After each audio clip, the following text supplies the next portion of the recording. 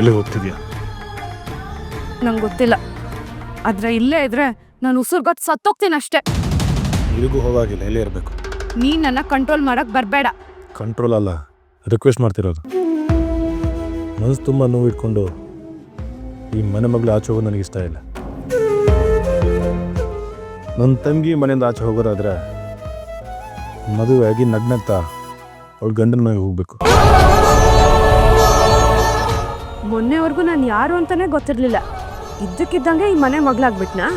ನೀನು ಯಾರು ಅಂತ ಗೊತ್ತಿರೋದಾಗ್ಲೂ ತಂಗಿ ಥರ ನೋಡ್ಕೊಂಡಿದ್ದೀನಿ, ಅಣ್ಣನ ಪ್ರೀತಿ ಕೊಟ್ಟಿದ್ದೀನಿ. ಇವತ್ತೇನೋ ಕಹಿ ಘಟನೆ ಆಯಿತು ಅಂತ ಎಲ್ಲನೂ ಮರ್ತೋಗ್ತೀಯಾ?